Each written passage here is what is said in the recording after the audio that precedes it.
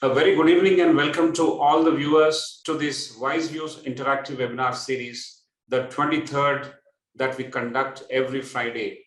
We are very happy that you all have joined regularly, and today we are going to have a very interesting conversation from a distinguished leader, Mr. Ravi Tangirala, the head of MassMutual India. He is joined today to talk about his journey, lessons for us, and the inspiration for youngsters from India and from abroad to dream big.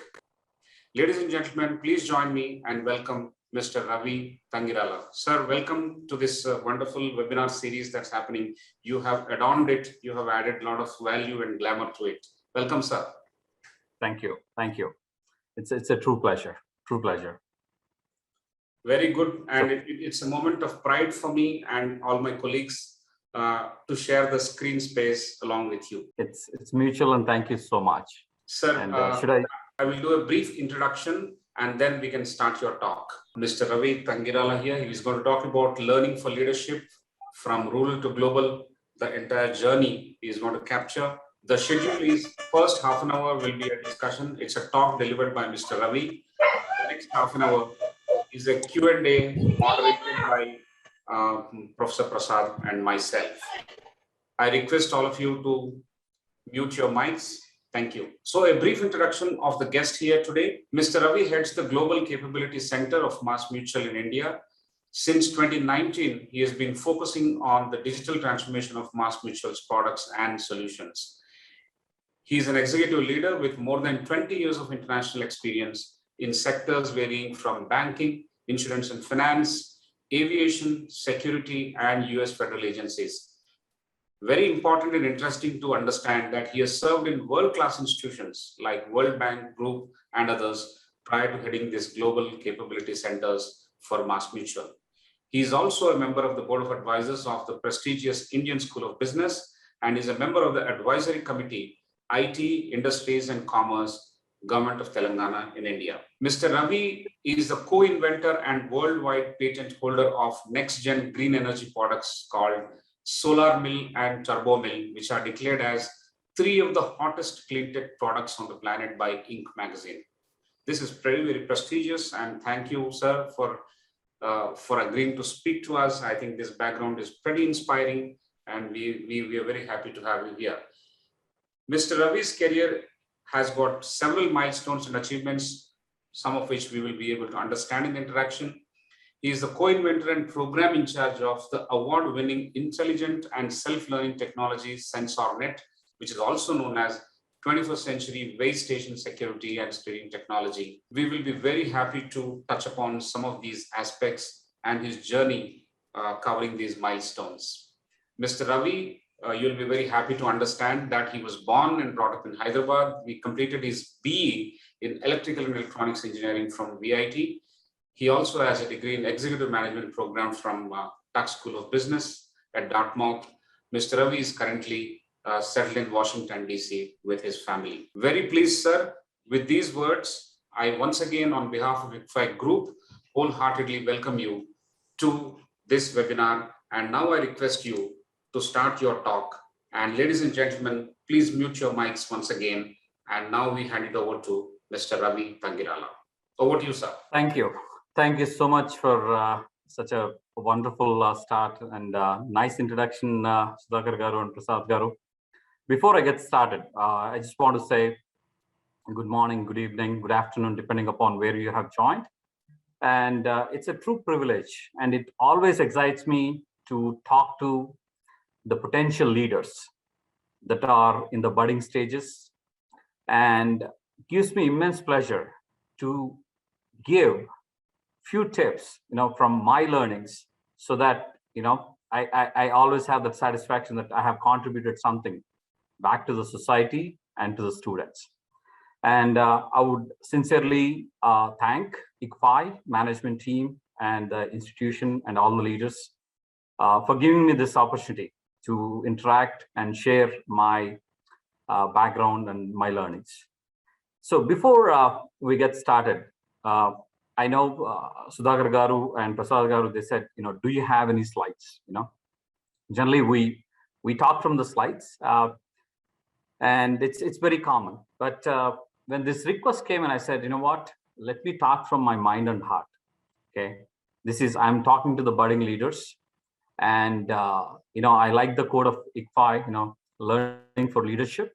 I said, let me just, go with, what I have learned, share, and make it a more interactive session than a regular speech, right? So I'll try to share some of my, learnings in the past 21 years of career, and then we'll make it very interactive. Okay. So just to give you guys a little background, I'm Ravi Tangirala, and in India, people call me as Tangirala Ravi Kiran, and my middle name actually, whatever the name that my parents wanted to give me, Kiran, actually disappeared after I went to US. It became Ravi K. Tangirala, and I became Ravi Tangirala. I'm born in a coastal part of Andhra Pradesh, in Machilipatnam, which is around 60 kilometers from Vijayawada. And my father actually was a banker. At that time, teaching and bankers, these are the pretty much, two professions that people had. And I'm very fortunate to have both teachers as well as bankers in the family. Dad being a banker, we used to get transferred every 2 years. So my education essentially happened in multiple parts of United Andhra Pradesh. And then I, did my bachelor's from Vellore Institute of Technology. At the time, it's VEC, Vellore Engineering College. And right after my undergrad, in the last semester of my undergrad, I got a campus selection and I had to go to US. So 21 years of my life I spent in India, and rest of 21 in US. So coming to my education, I saw the caption of like rural to global, right? As a part of my father's career, as I said, we have seen multiple parts of the world, I should say. And I studied in a Telugu medium school, which is a regional medium school. It's not that my dad didn't want to send me to a English medium school at that time. For the given circumstances where I was very adamant to go to school, and because one of my relatives worked in a Telugu medium school and they wanted me to get situated in the school environment, they put me there. They said, okay, as long as this kid goes to school and studies, we are okay, irrespective of which medium of education it is. So I did all my education in till 10th grade in Telugu medium. And then I had to switch to English medium, right? So in all the 10 years, right, generally at that time, English medium is a lot more prevalent. And it really gave me a good, exposure to some of the families that are underprivileged, where they send their kids, to school so that they can read either a newspaper or a stamp paper. And the intention of the parents is to stop them at 10th grade and put them into the fields or into the work or into like a small scale businesses and all that. And I was like an odd person out. And I always used to feel that, I wish, God gives them an opportunity so that, they can stand on their own feet and go to the next steps of their career. And I started appreciating, what was given to me, as a child, and started taking everything as a challenge, and pretty much, got to where I am today. So again, I struggled really hard to get adjusted into the new medium of education.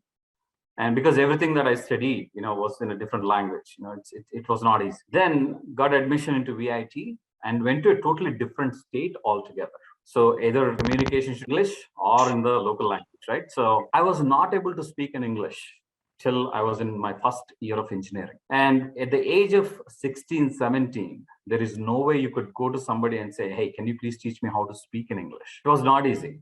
So I had to self-motivate myself and make myself, have the drive to learn so that I can communicate. Of course, writing and reading is a different thing compared to, talking. So I had to, learn everything on my own. So that's where my self-taught, or self-motivate motivation, that environment essentially started. And that kind of helped me throughout my life, where, I essentially learned a lot of things on my own and try to excel myself with the guidance from the near and dear. So in my last year of engineering, actually, I'm an electrical and electronics engineer by, I should say by DNA. And I got selection in E-Trade out of San Francisco.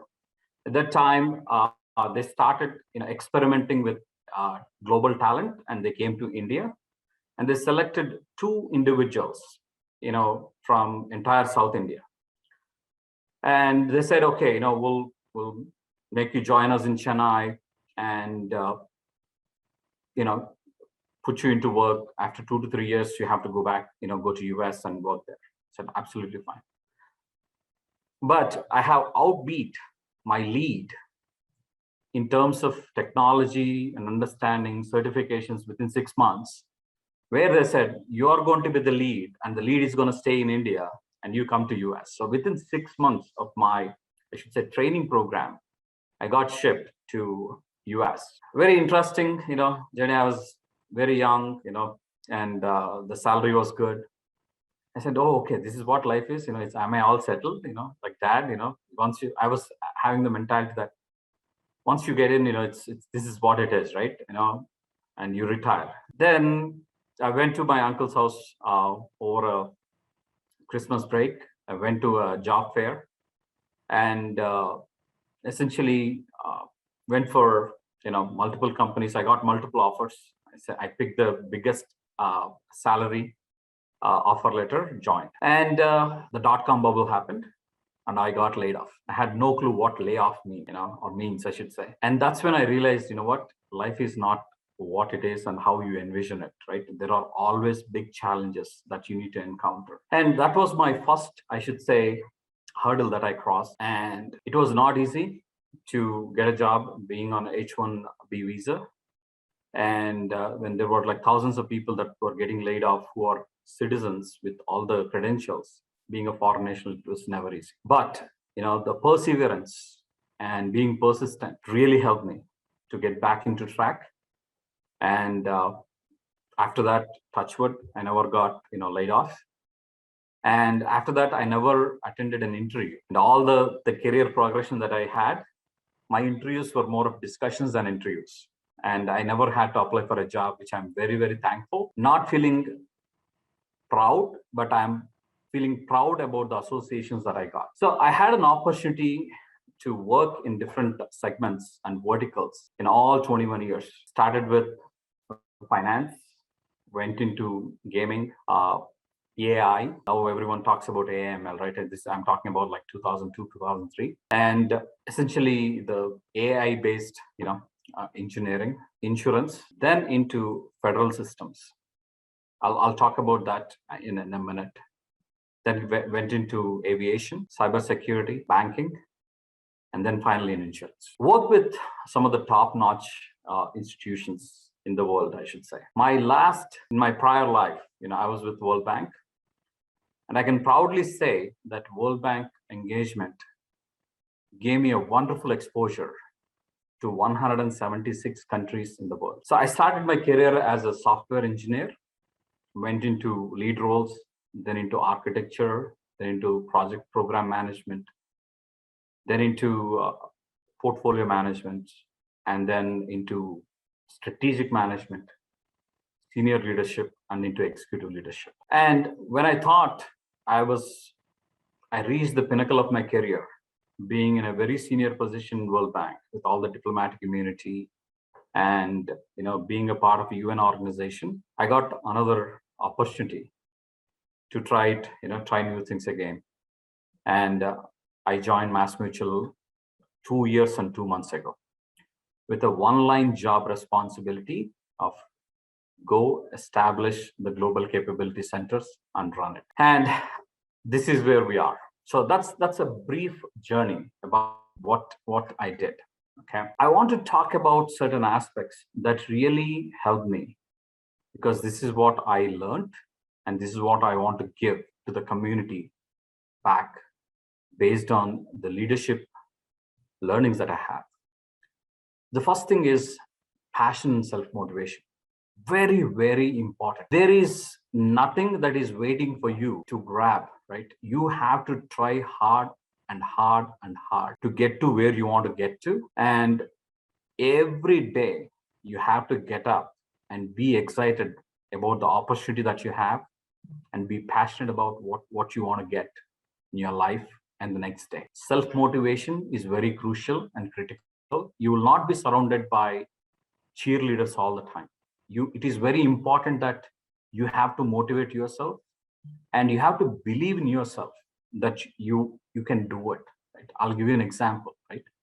Learning how to speak in English at the age of 17 was not easy, and being a part of a government agencies with the skin color that I have, with the nationality that I have, and with the qualification that I have, and I earned, the position with US Department of Energy and worked with Oak Ridge National Laboratories, which is actually one of the top national labs for, US government, and worked with some of the top-notch PhDs and doctors, and have the badge with the special clearance, and served with 11 agencies, including DISA, DITRA, NSA, DHS, whatnot.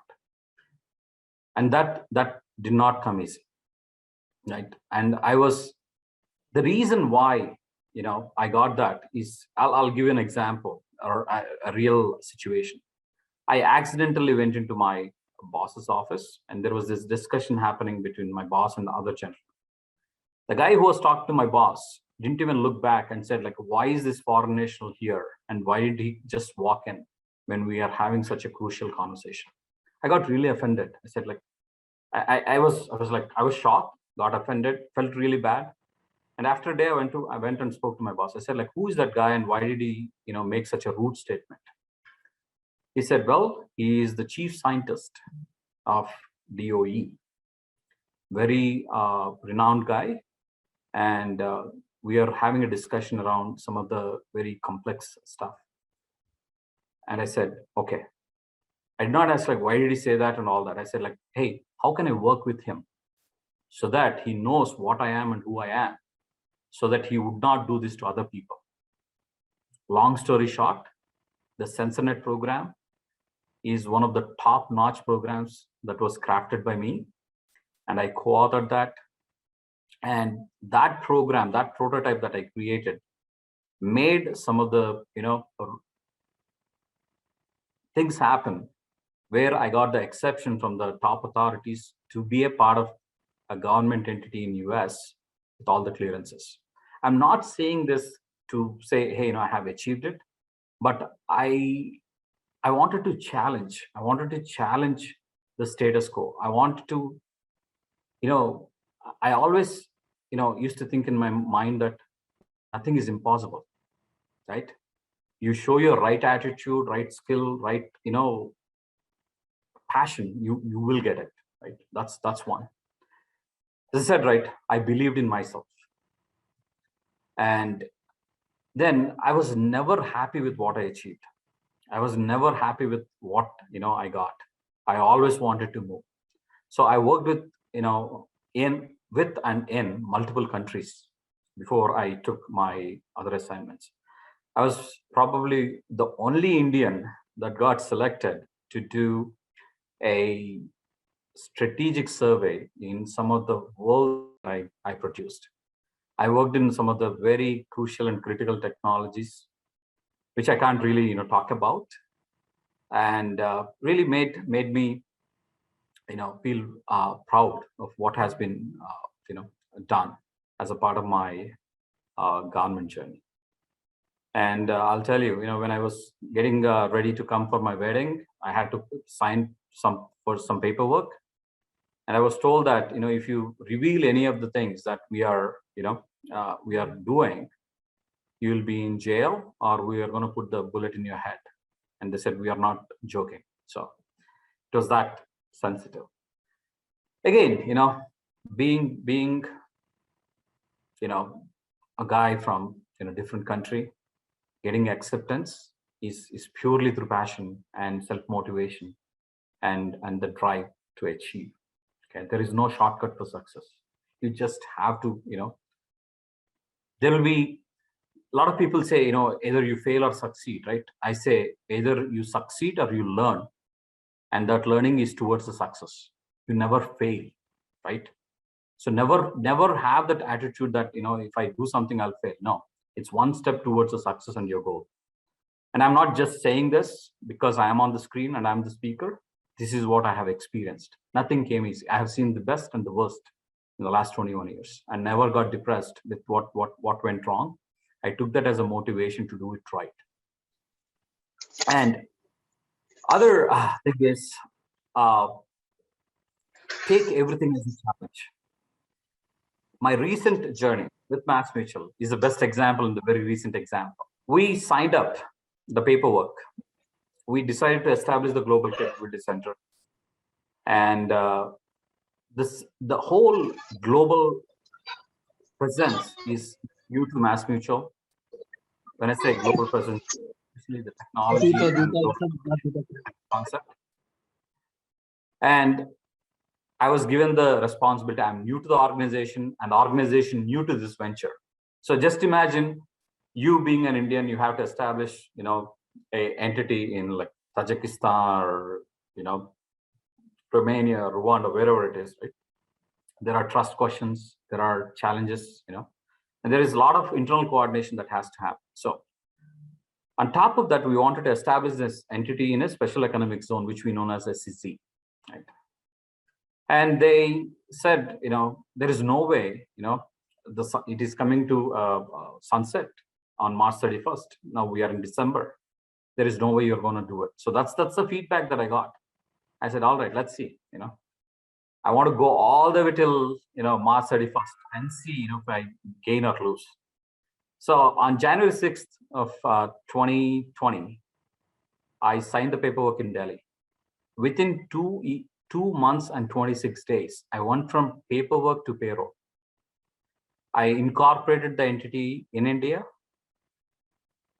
I completed all the formalities. There were at least 120 plus formalities that I had to fulfill. A lot of coordination. On top of that, I think on March 16th or, in the second week of March, the whole country went into lockdown. Since mid-February, I had to do everything remotely from my basement sitting in Washington, DC, coordinating with 31 internal departments and several other government, both central and local agencies. I took everything as a challenge. And I said, why can't this be done? It was very easy for me to step back and say, hey, this is not going to happen. But I said, always in my mind, I used to think, every problem will have a solution. If not, it's a fact, you have to live with it, right? So I took everything as a problem to find a solution. And now we are 800 strong within a year span. And we have an objective to grow up to 1,000 by January. So we are growing very fast. And the fascinating thing is, most of us, 99% of us are virtual. So just imagine you have not seen an organization, you haven't worked in, it's a new to the ground. And we had to hire so many people with such a short term, it's such a short notice. Creating the brand awareness, creating whatnot is not easy, right? And I have an excellent and wonderful leadership team that I trust and believe in. And you are there as the motivator and, and the facilitator to make this happen. I always believe in delegation, right? Once you become a leader, always believe in your team. You cannot do everything on your own. And you need a strong leaders under you that you can trust upon and you should build the trust with them, from them, along with them. And always, be patient. And you should always listen to understand, not to argue or respond back. I always tell this to all my leaders, When somebody is coming to you and trying to explain something, always have the listening ear, right? And don't just listen to, give back an answer, whether in your professional life or family life or with your friends, whoever it is, it's the same. Listen to understand. And you should, as a leader, again, I know there is a lot of question and answer sessions. We'll go over all this, but once you become, once you finish your course, once you come up with your next degree, once you get into a good career, please stick to the organization for a long period of time. For you to build a good career, it takes a while for organization to trust you and start investing back in you. The salary that you get is not the investment that the organization is making, right? And you can only grow in your career when you have a long-term tenure with that organization. India, it's very unfortunate that most of the professionals see job as a financial transaction. How much do I get? What is the compensation? What is it? They don't care, how long the organization is. What is the, what is that the organization is giving back to you, the longevity, and the platform that is given for you to grow. It's not about everyone, right? But majority of the people. The organizations are there with or without you and run with or without you. But when you go to the other organizations, they will see your background and the stickiness that you have towards an organization. So give opportunity to the organization to understand you and invest back in you and make sure you grow in your career. Very, very important. And I want to give this input to pretty much everyone that is there on the call. And in your job, please be a finisher. Very, very important, right? You should not touch and go, or you cannot be a starter. You cannot be a middle game player. When you take on something, make sure you finish it. Finish it to the extent that you can essentially make everyone happy and make yourself very happy. That's what I do. The other thing is, never ever say I don't have time. It's all about you, and it's all about how you manage your time. I'm a husband, a father, a son, a relative, a professional, a philanthropist, whatnot.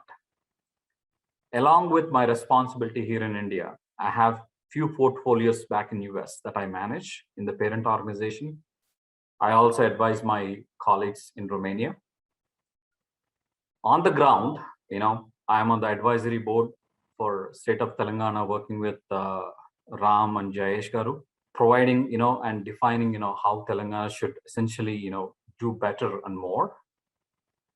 I'm also recently, working with NASCOM, GCC Council, as a part of the GCC Council, working with other GCC leaders for state of Telangana and Andhra Pradesh. And I'm also on the advisory board for ISB, and also on the roles, for several educational institutions. I'm not saying that because, I have to, brag about all the credentials, because the buck doesn't stop.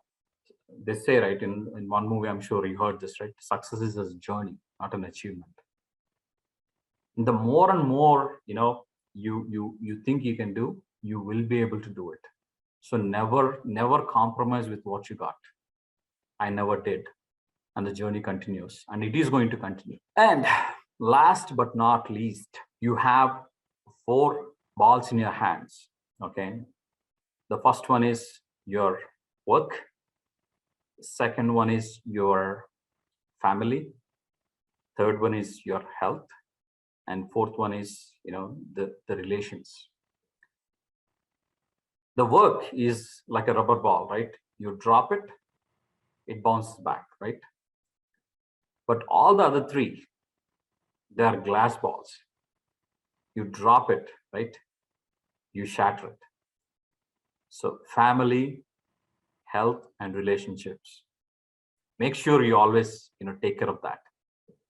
The organizations, unfortunately, move on with or without you, but not all the others. So make sure you have a good work-life balance and be thankful to the wonderful family that you have that is supporting you in all the ways and means.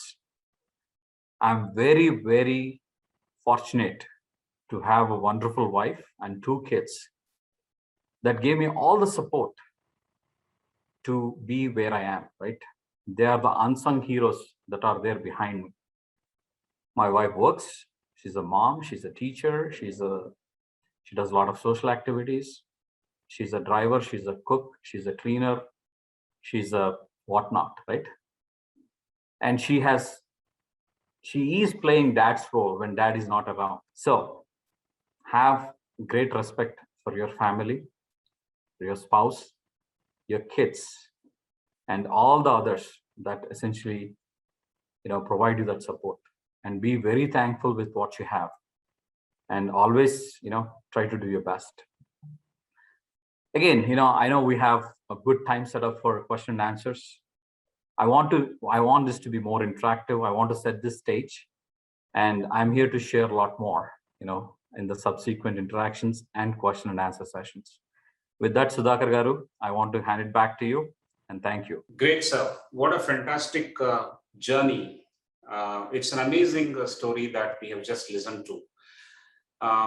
Along with me, I'm sure most of the people who are around the screen are quite impressed, and not just impressed, but they were just wondering.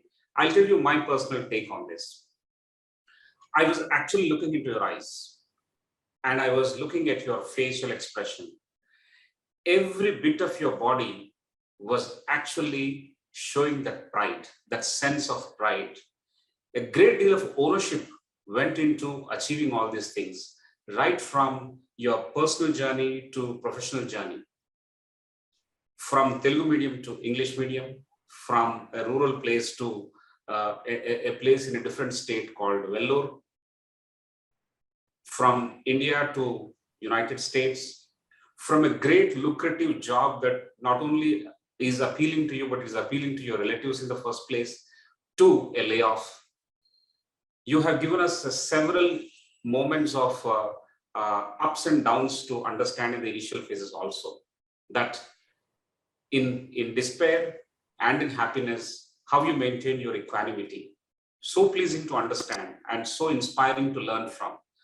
The words that you mentioned about your passion, continuous motivation, and that inherent ability to question and challenge the status quo that made you work with some of the most strategic institutions and organizations on mission critical assignments with government of United States. I think that says it all. It's pretty large and huge way you achieved your career. You crafted it extremely well, and on the way you left us several pieces of learning for us, for youngsters, for many more people who are watching this show.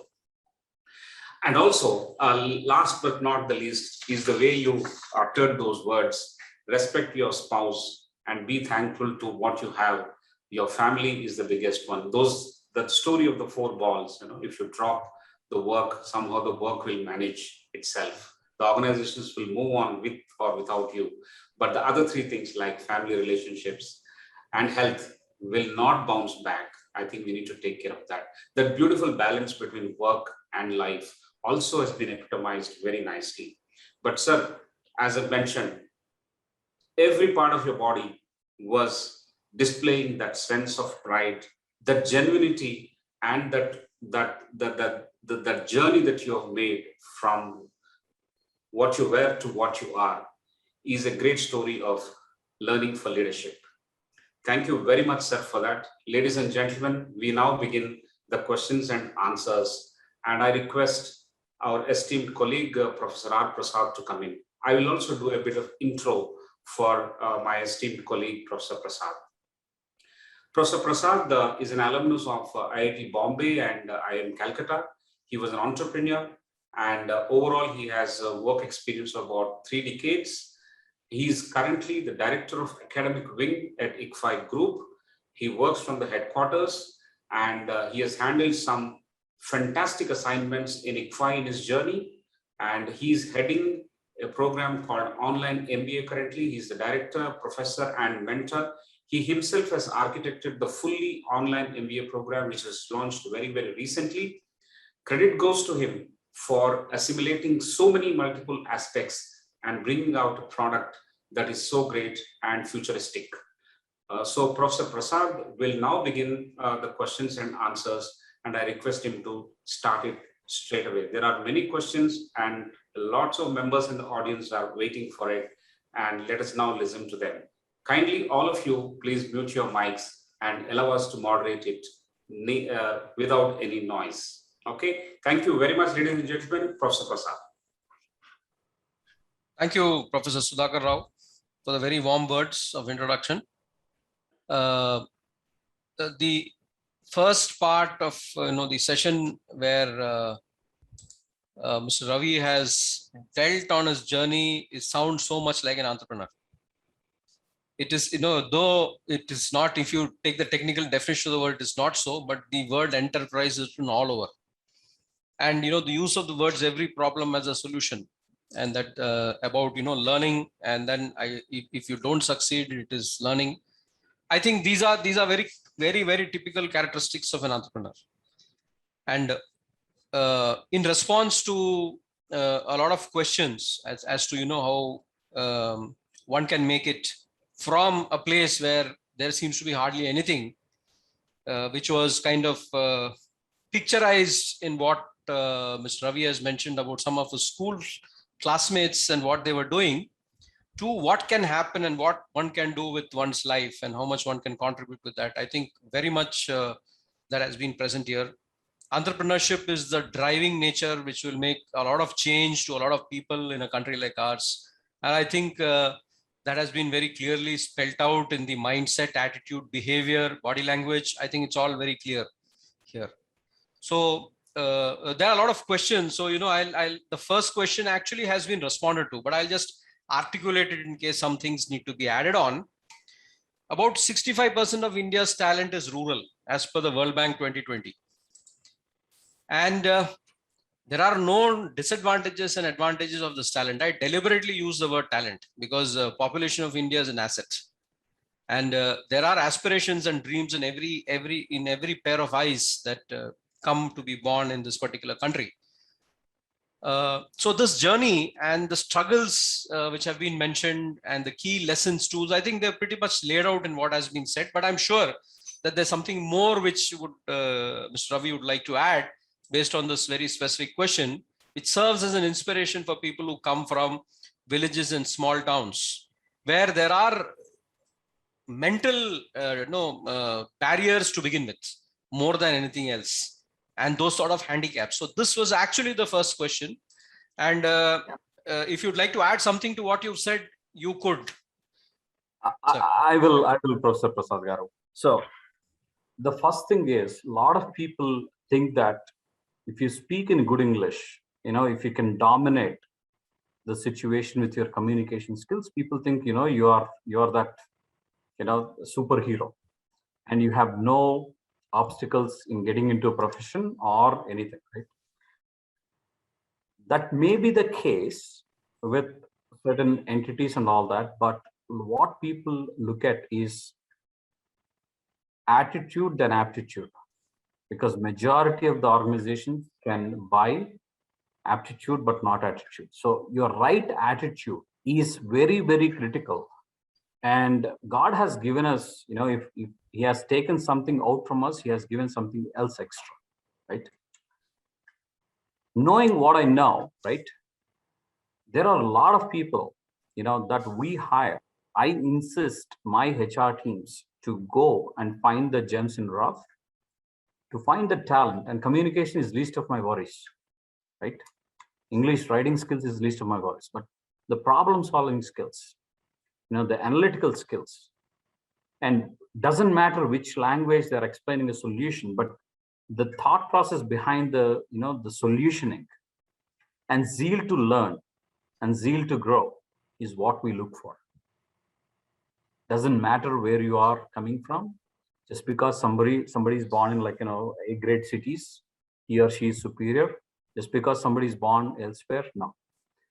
I would say, the companies have eye for the talent, and you should be very, very submissive, and and be humble with anything that you achieve, and that's what will make you successful. And nowadays companies don't look for where you are from. And I always tell people, please be proud to say where you are from. When somebody asks me, I don't say I'm from India. I say I am from Machilipatnam, which is a coastal part of Andhra Pradesh, which is in the South India. So, I mean, you should feel proud to talk about your parents, your birthplace, and where you come from. So that's what I want to add to what you said, Prasad. Thank you, Mr. Ravi. In fact, much more added this point about one's identity, where one comes from, and feeling a sense of pride in the journey that one has made with that identity and developed it into something else is something truly phenomenal. I move on to the next query. You have worked in many organizations and held different positions of responsibility. Now, when you look at it from a career planning point of view, which many students and professionals do look at, how do you set goals? What sort of choices do you make when you enter, you exit, you develop? Can you share some of those insights? Absolutely. When somebody asks me a question, what is your 5-year plan?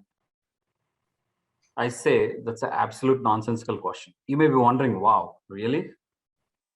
Because you don't know what you're going to be in 5 years unless you do a government job, right? And you need to have objectives. Okay, you need to have that strategic mindset and essentially have very short-term tactical planning. I call it as the flight path, right? A lot of people think it's like a GPS system where you get on a flight, you say you want to go from New York to London, you punch in the lat long coordinates of both places, and the flight automatically goes there.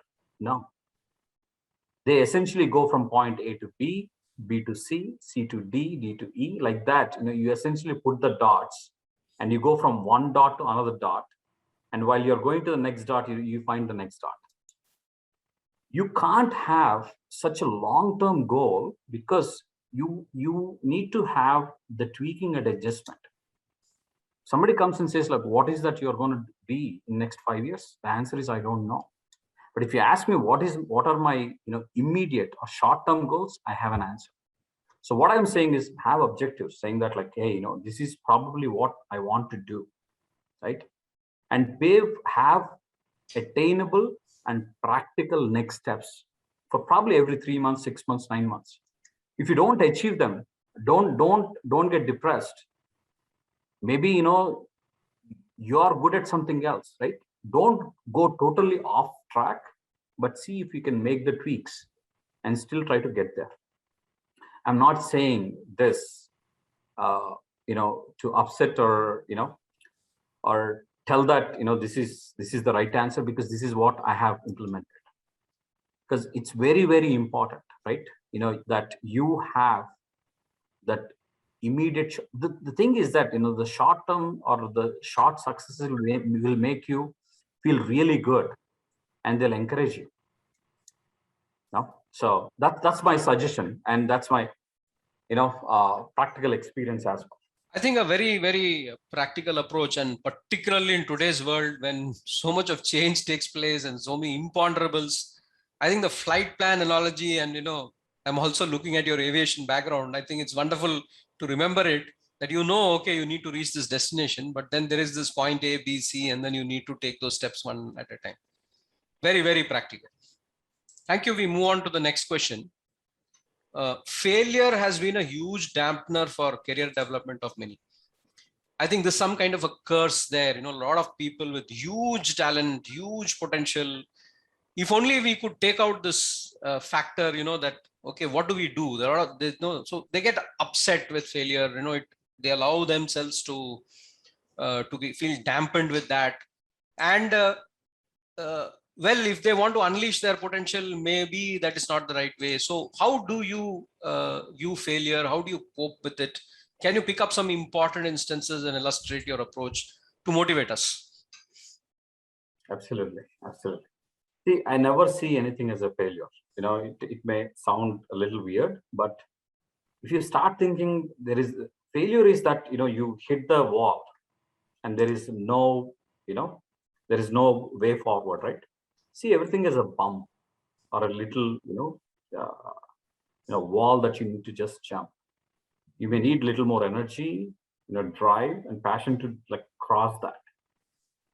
There are so many challenges that I have encountered, right? Being in a different country altogether and competing with some of the experienced and locals, right? If you think I cannot achieve, right? I may not have achieved what I have achieved. Whether my presence with some of the government agencies and my position in World Bank, my position in the aviation industry, or my current role. I'm probably the youngest vice president in the organization. And I'm probably the youngest, GCC leader on the ground, and probably one of the, only local, language speaking GCC leader. Again, please don't, get depressed or, suppress yourself if you don't attain what you want to attain. Just say like, what is failure? You set a goal and you're able to cover only a percentage of that. And if you can't reach there, just go back and come with double the force, right? That's why I said like being a finisher is very, very important. I'm not trying to be like a motivator or anything like that, but there is no other God that will come and try to make you cross that line. It's you that you need to believe in, and it's you and yourself is what can help you to get there. There are so many examples, Prasad Garu, that I can give, but all I say is just believe in yourself.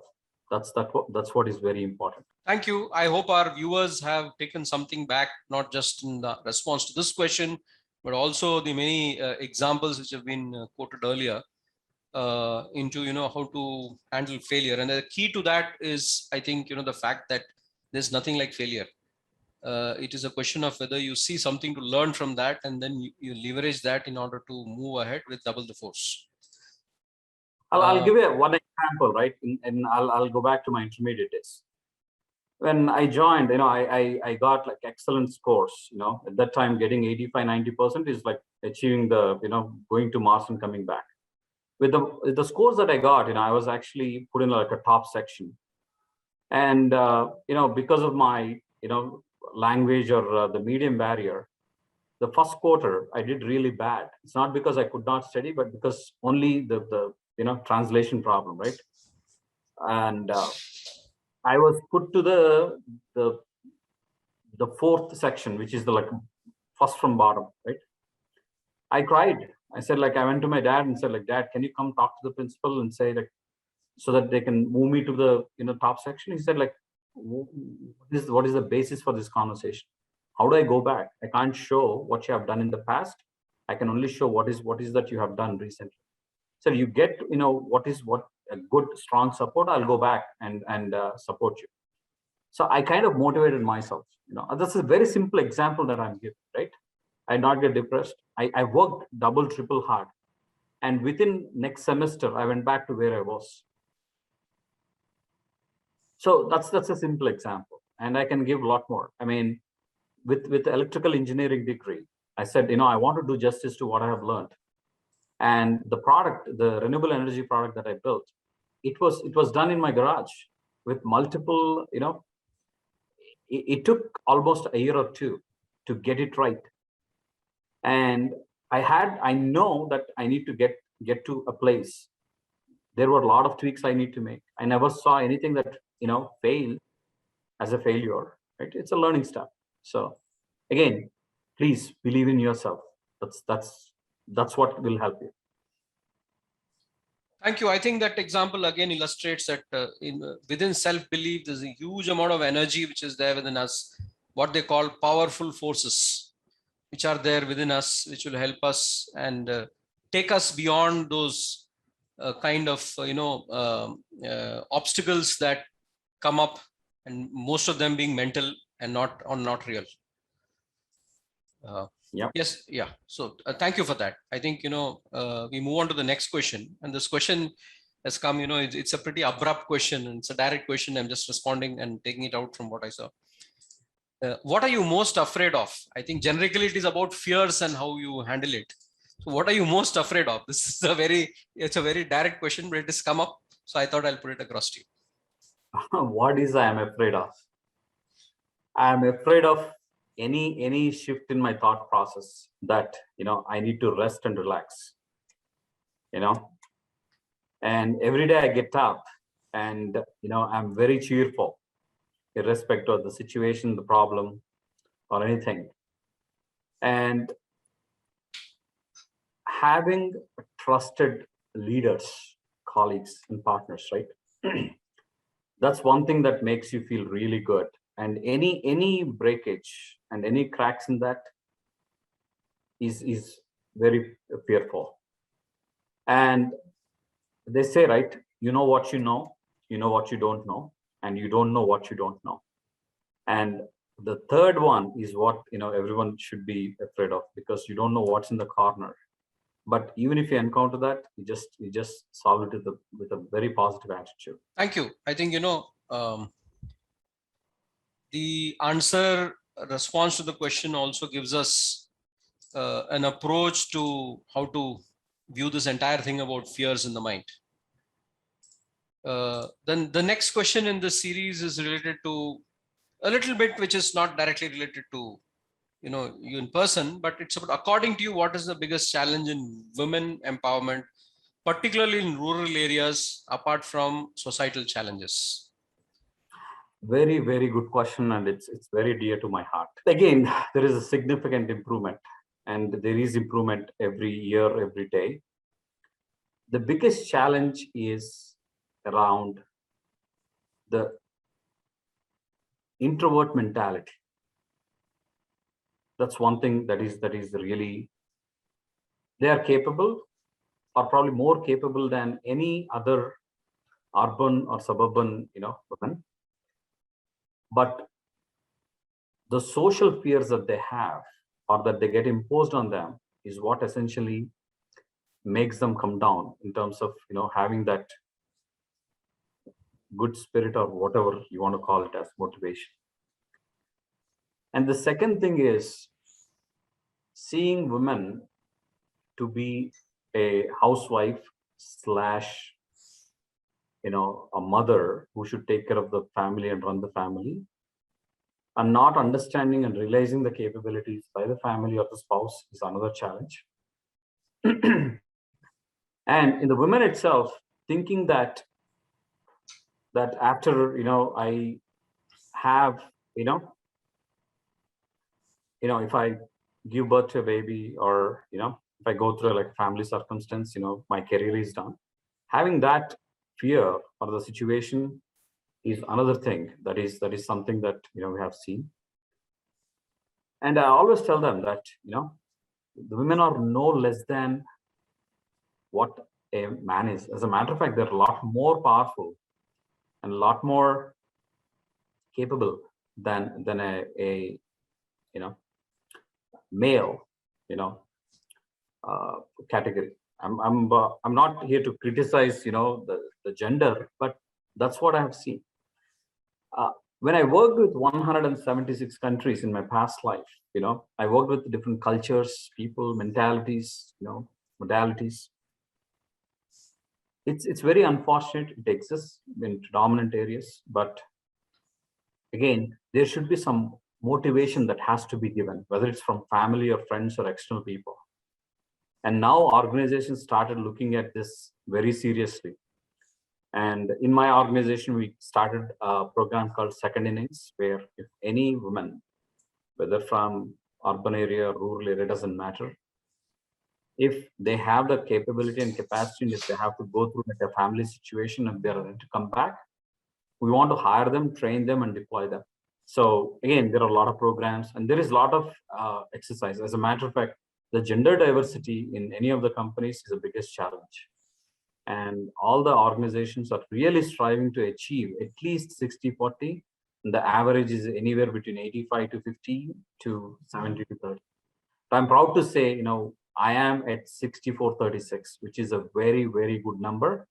And all the freshers that we took this year, they're all women, and I strongly believe that, every leader is planning to do the same, and there is a lot of efforts in that area. Thank you. I think the second innings concept is extremely wonderful, very supportive, and helping people realize their potential in their lifetime. What they have contributed in the break is far more important to humanity. And I think this is a recognition that something can come out of that. The other thing, and this is something that, very well matched with the top business school research, which I was forwarding today to a colleague, is this fact that what you said, that there is an underestimation of self-potential, which happens because of many forces. And this is what I'm talking about, is something which is researched and come out from a leading prof in the US. And I think, this exactly matches with what you've felt and what you've experienced. Thanks a lot, Mr. Ravi. I think we move on to the next cluster. I hand it back to Professor Sudhakar. Thank you, sir. I think this is turning out to be very, very interesting and a very different webinar. We have had many webinars. This is the 23rd, as I said, in the past. The discussions and conversations were very different. The learnings, there is an alignment, but then the journey and the type of conversation that we are having is very different. I'm sure it is pretty interesting to not just me, but all the people around the screen today. So we have had a discussion around the fundamental questions, and now we go to the next cluster, and this is on leadership. The theme today is learning for leadership, and several aspects of leadership we already touched, but very succinctly, probably about 4 points we will touch in this cluster.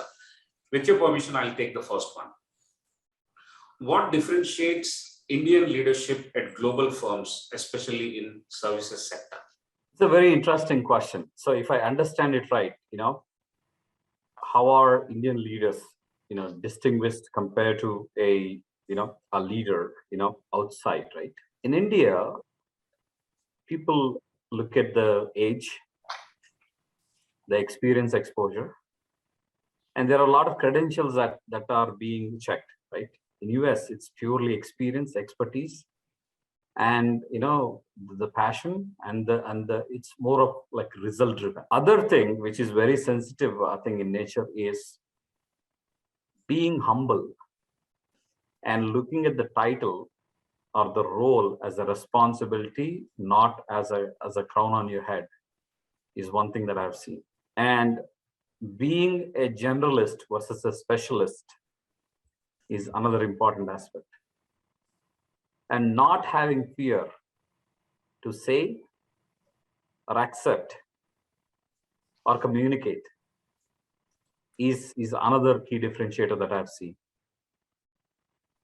And being down to earth and accepting the mistakes and not worry about other materialistic aspects is another key differentiator that I've seen. Again, it's not everywhere, but and as you grow in the career ladder, you should have zeal and passion to share your experiences and expertise, right? And pass it on to the next generations. And not, is very critical. And other important is customer is not always God, and customer is not always right. Using the right tone, language to help, support, correct, convince are the most critical things that some of the people, have to pay attention. Fantastic, sir. On that, we have seen a significant rise of Indian leaders at global firms. Do you think, is it because of some pure chance, or do they bring in some inherent traits with them to which will help them to their competitive advantage? No, there is no shortcut for success, I can tell you, and there is no luck aspect. There is no stars aligning aspect. There is no palmistry or anything. It's pure hard work, dedication, and the expertise that you bring onto the table. I'll tell you, for me to take this role, I have several departments. I come from technology background, but I deal with operations, facilities management, security, transportation. They deal with finance and accounting, all the compliances, the SEC aspects, taxation, general accounting, and all the other, banking related stuff. I deal with like legalities, procurement, all the governing policies and principles. Before, and the HR, right? Talent acquisition, talent management, talent nurturing, the communications, internal, external. So there are so many portfolios. And it is very important for you to be very diversified and be, pay attention to all these areas, which is very, very critical and key, right? And if you don't know it, you should not have fear to talk or discuss and understand, because that's very important. So long story short, nothing comes easy, because you are there on the top of the mountain because you climbed every step. You did not get dropped by a helicopter, and there is no my grandfather or father led an organization. Great. I think those views are very, very interesting.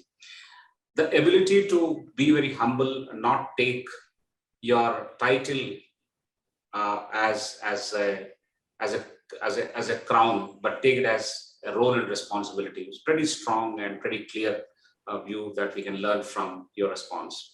And of course, there's no shortcut. It is all based on dedication, hard work, expertise, and the ability to diversify your strengths. If you have come from a technical background, you also learn expertise very quickly to manage a diverse portfolio of several other functions and departments, because you will be throwing your hat for accepting larger responsibilities in due course of time. I think that's a pretty useful tip for all of us and many of the youngsters who are planning to make their careers in India and abroad.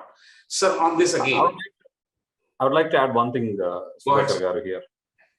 I always tell, the way I introduce myself as I'm the master slave for the organization. You should, while you are responsible to take critical decisions, right? You should have the mentality to go with, that consensus-based approach. You should always be a leader, not a boss. And that's not easy to attain and achieve. That's an everyday journey. You are a role model, people will follow you, whether you do it right or wrong. So that's very important, right? That's very important when you want to be a leader and when you are a leader. Very interesting, sir. I think a very, very good practice like this of a consensus-based approach and being a leader. But what we also understand is that only leaders can develop more leaders. And as you have mentioned in the previous section, if you have trustworthy leaders that you have developed with you in your team, you can handle larger and larger responsibilities across different geographies and different functionalities. I think that's pretty consistent from previous foundational segment to the current leadership. It is coming across as a common point. Thank you very much, sir. You said that you're also handling very variety of functions, and one that I would like to focus on now. What have been your strong principles for building a strong team? Basically, this is about HR, but it is leadership. But especially on the people function, what have been your principles? The first thing is, I don't believe in interviews. You don't believe in interviews?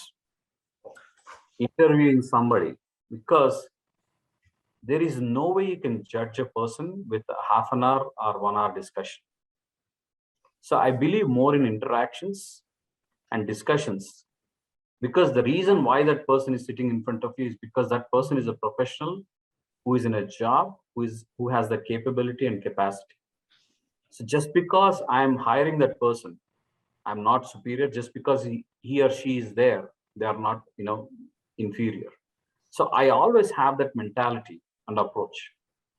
And I generally ease the conversation, to essentially get and extract the best out of people. I tell them, I said, like, please don't treat this as an interview, right? Whether you get selected or not, it's I'm looking for a brick. You're a brick. Whether it fits in the groove that I have is or not is the question, right? Whether the person is good or not is not the question, right? With that, you essentially should know how to extract the best out of the candidates. And the second most important thing is, as I said earlier, attitude versus aptitude, right? Having the right attitude, even though they are, short in the aptitude, you can definitely, excel and exceed. The second thing is, I don't bring the experts, who accomplished everything, right? Because for them, it's a cookie cutter model. They say, hey, I have been there, done that, right? No, I want to bring at least some gap where they can showcase that caliber and the efficiency and go from, let's say, 60 to 100% or 80 to 100%. Because I'm giving them the sense of accomplishment and opportunity to grow, and they will respect the job that they are given essentially a much more and bigger responsibility in the new organization compared to the previous organization. And that makes them a lot more responsible.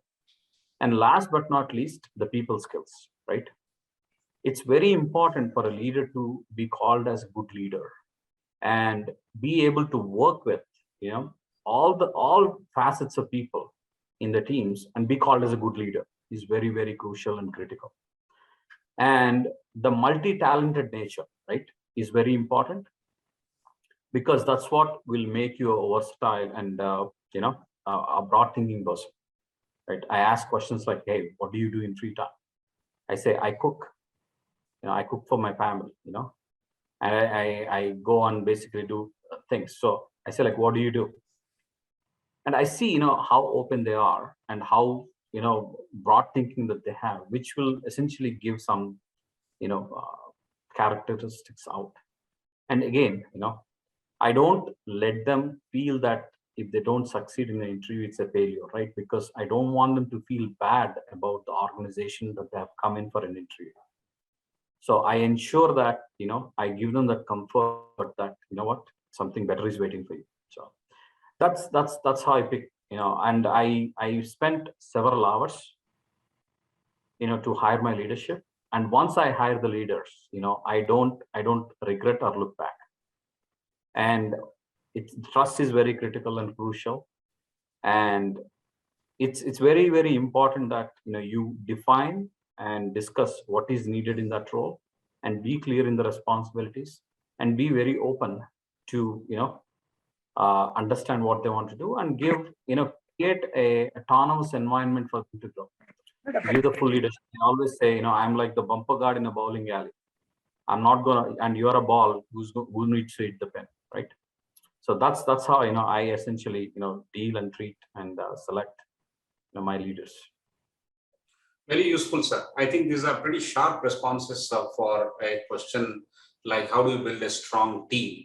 I think these are very infectious, and one would love to look at some of these models and practices of believing in interactions and not interviews, and making the other person very comfortable, ease them and try to get the best out of them, and identify the gaps and try and train them for those gaps so that they can start showcasing it and be very, very thankful to the organization as a whole. I think that headroom for building additional talent within each person, I think it defines their honesty, loyalty, and trust. I think trust begets trust. You trust in them, and then they trust you back. Fantastic models and practices, sir. Very, very interesting. And also the fact that you spend several hours to hire your leadership tells it all, that you believe in it so much. And fantastic, sir. Thank you very much for that. And I have another very important aspect in this module of questions. MassMutual has a unique concept of ownership called mutuality. Can you please explain how this unique model serves as a strategic advantage in your business? Absolutely. Very, very good question. Very good question. You know, when think of Mass Mutual, they think that we are a mutual company or mutual funds company. I have to tell, no. Our philosophy is live mutual. You know, if you see, there are only few handful mutual companies in the world. What is that, right? As the word itself explains, you know, we mutually work together and benefit out of that. There are several companies, right? You have public listed companies, privately held companies, and mutual companies.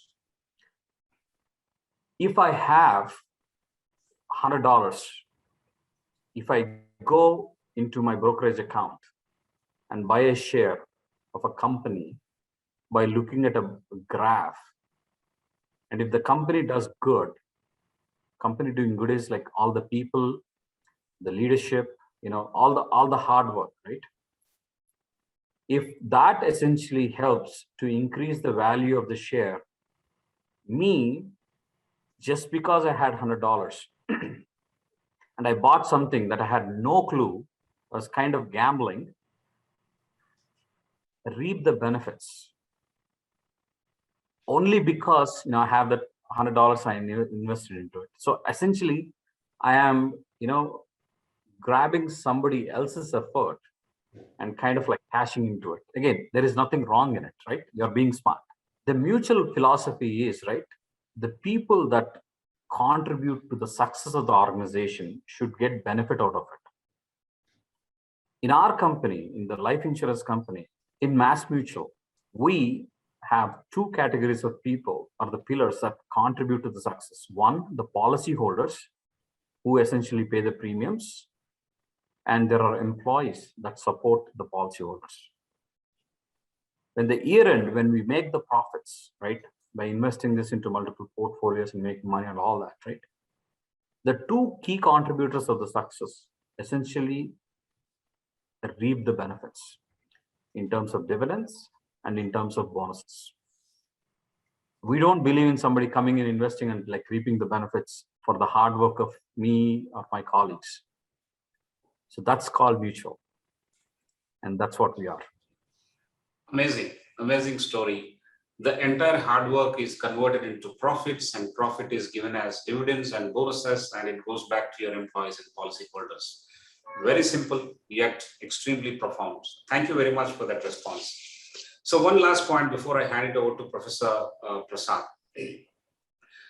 Today and before, the society has seen a lot of leadership crisis. Several incidents, even the pandemic has tested leadership. But whether it is pandemic or even before, what are your views on the world is witnessing today? Is there such a huge vacuum of leadership? What is your view on this leadership crisis?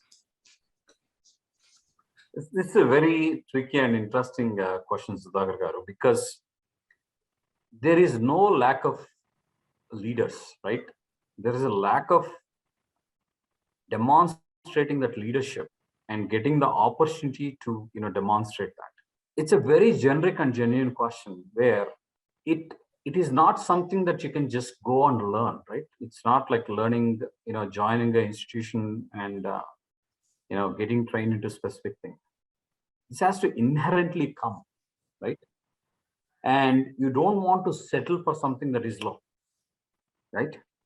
So the question is, how much people are driven, you know, to be a leader and not a follower should be the question, right? And the zeal to succeed and zeal to grow is what is important. And that will automatically and inherently like bring the leaders. And if you take 1,000 people organization, there'll be a leader on the top, but it's not one and everyone, right? There are leaders that can grow into their next stages, but the zeal to grow and getting the opportunity is what is critical. And if you are not, and you should not settle with, you know, what you are, you know, where you are and, you know, who you are, right? You should always try for something new and something good. And that's what essentially will fill that void. Again, you know, that's how I feel. And that's what I can provide. That answer has actually muted me. It's so fantastic. Sir, what I take away from that is that someone who has the zeal to challenge or face the challenges and challenge the status quo would develop a greater sense of empathy among your subjects, your people, your colleagues, and the issues that are concerning the world. I think it's been consistent in your response that face the challenges and keep challenging the status quo, develop the empathy, and you will be the leader. I think that fits into this crucible of leadership very, very well. Thanks for that amazing answer, sir. And with that, I will hand it over to Professor Prasad for the next set of questions. There are huge questions and many additional questions are coming from the audience. And I think today we have very sharply focused members of the audience from varied backgrounds sitting there and then keying in questions after questions. Thank you very much. But Professor Prasad, the next cluster. Thank you, Professor Sudhakar Rao. I think the earlier question and the response to it is also reminding me of the roles that we have as parents, as teachers, as people who lead others in the organization, that zeal to do something more as a contribution to the others is something that needs to be instilled from very young age and thereafter nurtured by all those who come into contact, whether it's an educational institution or whether it's the leader to whom one reports to or the organization. I think that's a very, very important takeaway, and it's a very root cause. I think that the zeal to contribute and to do something which is useful to others. Thanks a lot. I think that's a very, very fundamental point. This question is about, how is MassMutual using technology as a competitive advantage to enhance customer experience in the industry that you're in? And in this context, what role does the Global Capability Center play? Good question. Good question. Yep. Insurance and innovation. These are very, I would say, they don't go really along, because some of the policies, the procedures of the way things are done, they haven't not really changed, especially in life insurance sector, right? You want to have a policy, you get the quotes, then you go for like medical exams. Depending upon the output, you'll be given, the premiums, and you take it, and they pay the premiums. And touch wood not, if something goes wrong, you get, your family is taken care of, right? There is no much variation there. And you start, dealing with legacy, being with such a massive scale, you have pretty much all the products, technologies, tools, softwares, whatnot, you have in-house. And it becomes very cumbersome, to manage and maintain all this over the period of time, right? So you're always on the roll, to, dealing with old, current, and new. The technology aspect, what can help, MassMutual is changing, bringing that paradigm shift on how we issue the policies, right?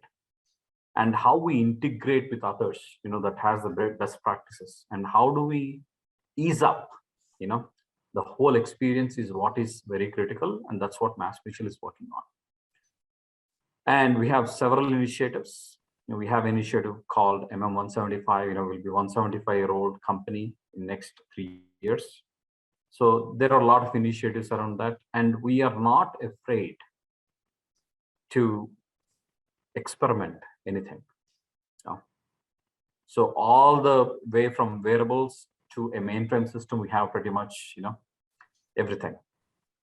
And we always take everything, as a opportunity. We vet, we evaluate, and we try to see, where the opportunities are. So, I can give so many things.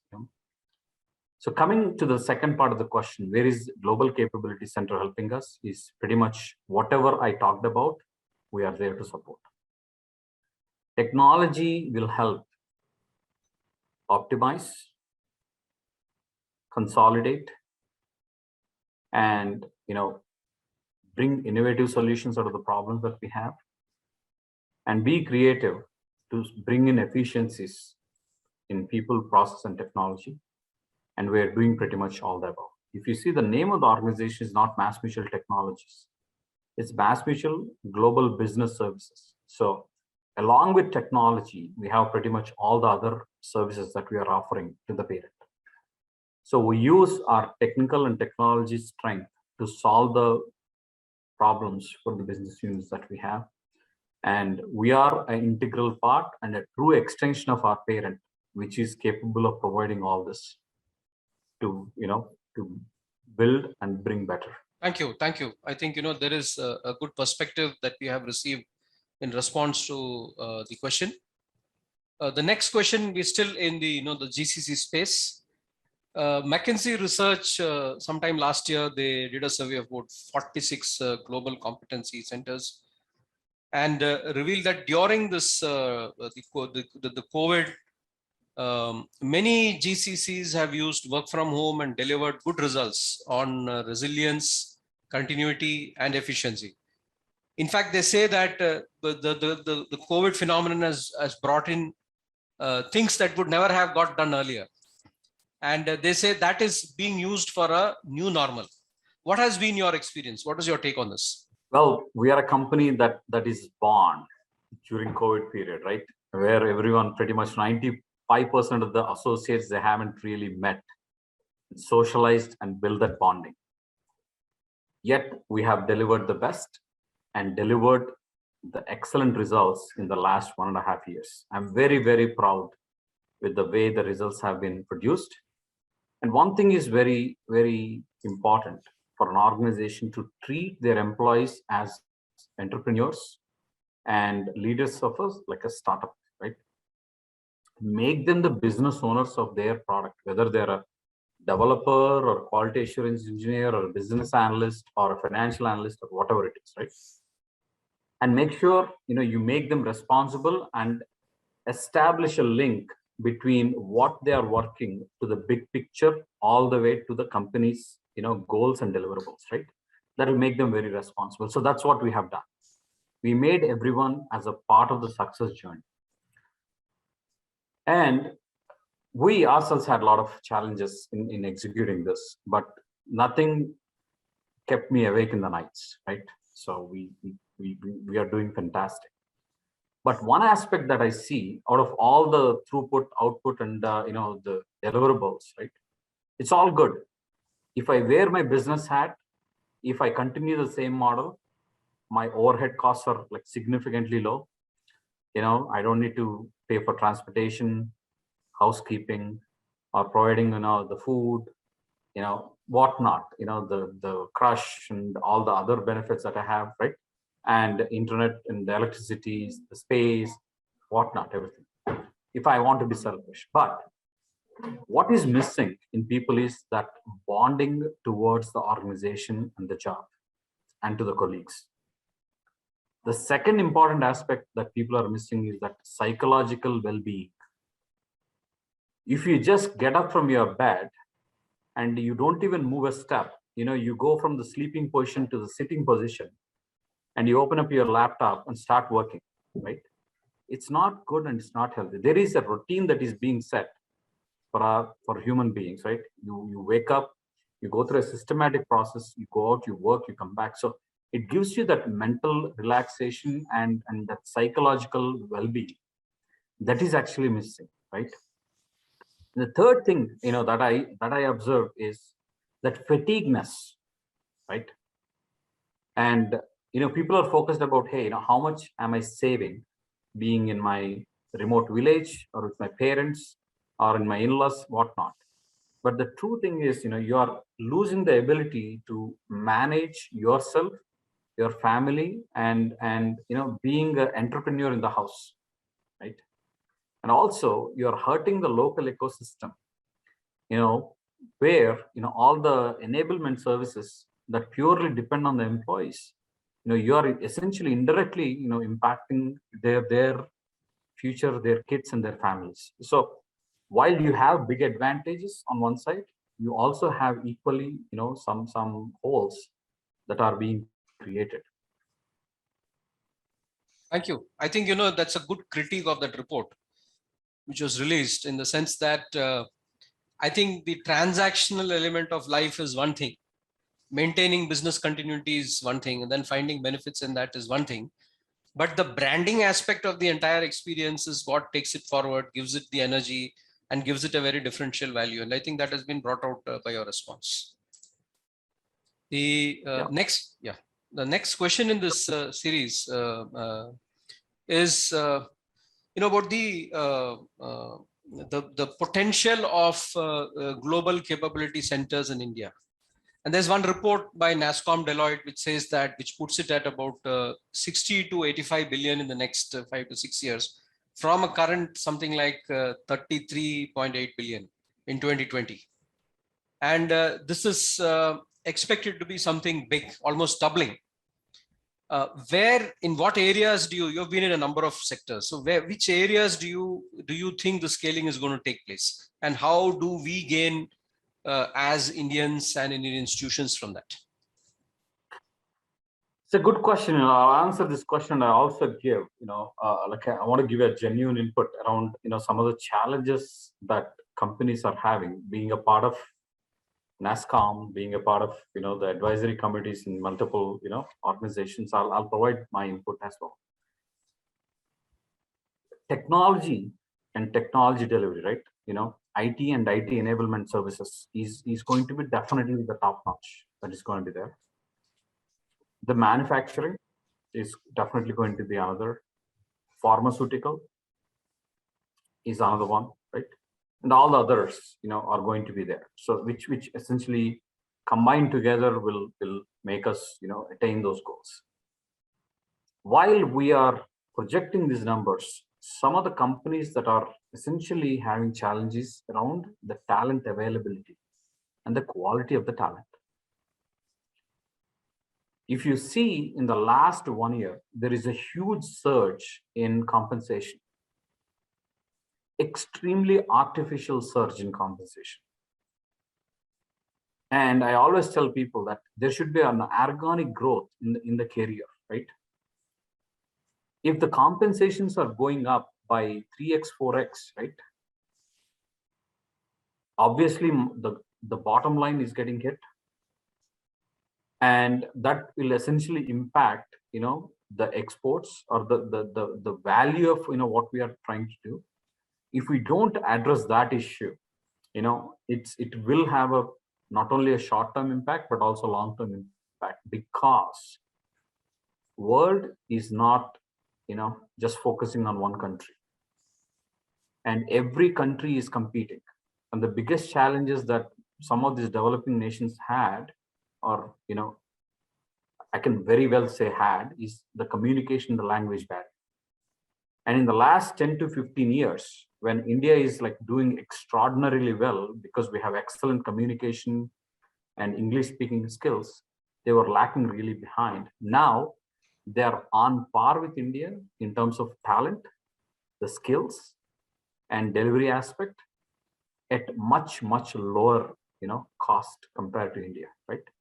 So when a company wants to go outside of their zone or the comfort area or the current operating country, whether they go to India or China, to some of the South American countries, or to the African countries, it really doesn't matter. As long as the work is getting delivered with the quality that is being expected, the bottom line is what the companies will look into.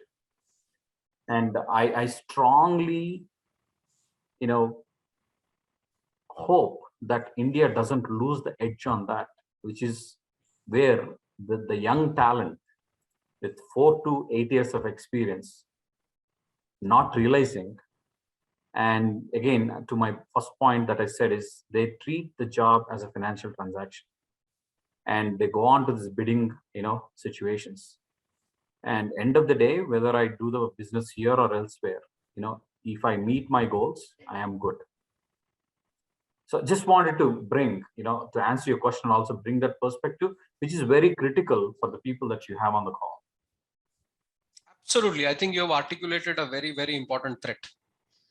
We have a booming startup ecosystem going, a lot of money getting pumped in, a lot of that money also following what you're saying in terms of, and then, the founders of Infosys getting worried about where the talent will go. All these things are combined, and I think they kind of, they support what you're saying in terms of what can be a danger to achieving that particular potential. And I think that's a very, very, very pertinent threat which has been raised.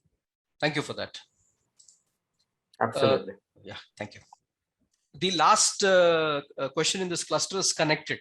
Connected in the sense that, Ernst & Young says that many MNCs are converting their global capability centers into innovation hubs also, and creating centers of excellence. So this innovation could involve developing of advanced applications of technologies, AI, ML, advanced data analytics, robot process automation, Internet of Things, blockchain. These technologies can be developed in-house at these GCC centers of excellence, or by collaborating with external entities like startups and academia. How is MassMutual as a global competency center positioned for such innovation?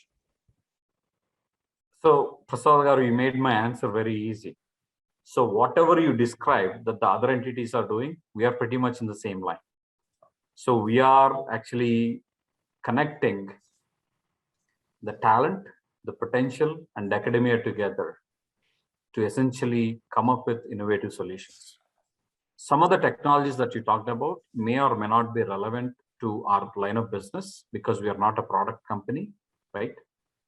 But whatever is applicable, whether it's data engineering, AI, right, or cybersecurity, whatnot, right? These are all very critical areas for us. And whatever comes up new, we want to make sure, we tap into that, innovative mindsets of the companies or the resources that we have, and make our global capability centers not just delivery centers, but also, provide that R&D kind of an environment. Because for us to retain the talent and, and support their needs, we have to have not only the delivery, but also the R&D angle of it.